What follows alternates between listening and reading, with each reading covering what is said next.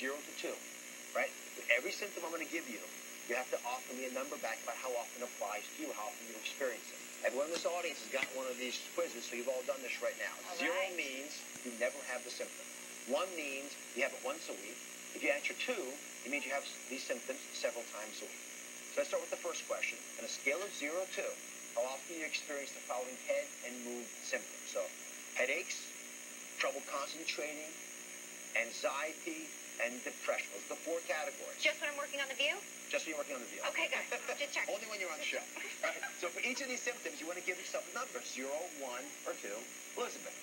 And particularly for this complex of symptoms, and they all have to do with things above the neck, why don't women connect that to food allergies?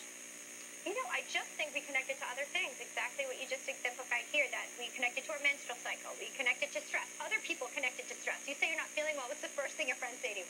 You know, you're probably really stressed out, you know, which probably does contribute, but it's still not the reason why. I think we just name it to something else, because we have too much to do. You know, it's just another thing to deal with, doctor.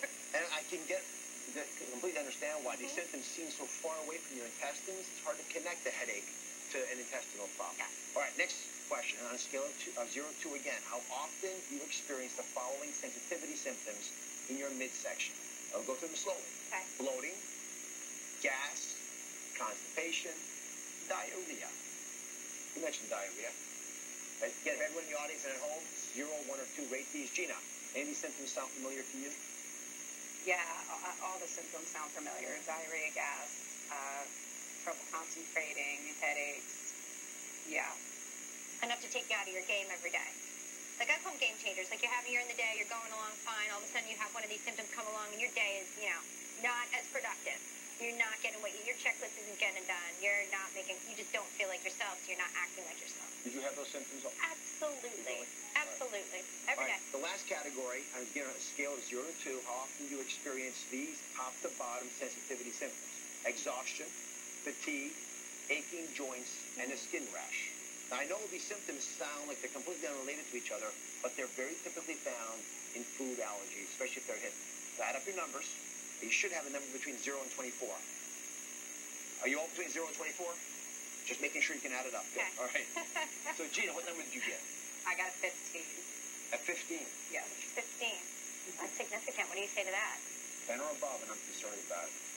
Elizabeth, so I think for everybody who took this quiz, who's got a number there, it indicates to me you may have a hidden food sensitivity.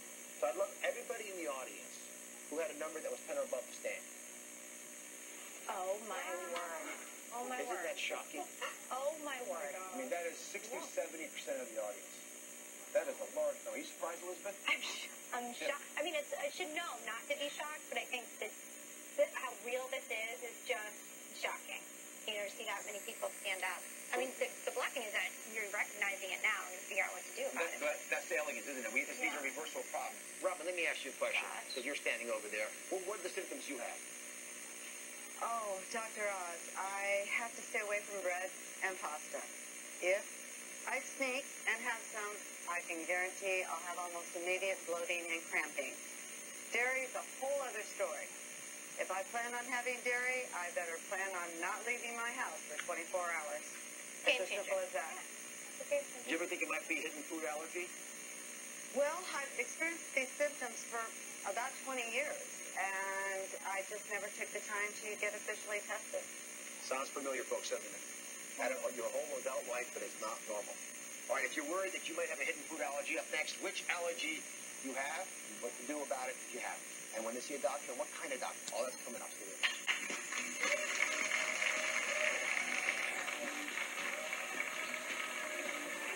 Coming up, uncovering what could be causing your hidden food allergy. Elizabeth, walk me through how you actually do this program. How to know if these foods are to blame. You're on the right track. Secrets that work for Elizabeth. Once your gluten in your diet was gone, Yeah. how long until you really felt better? Stay with us. Promotional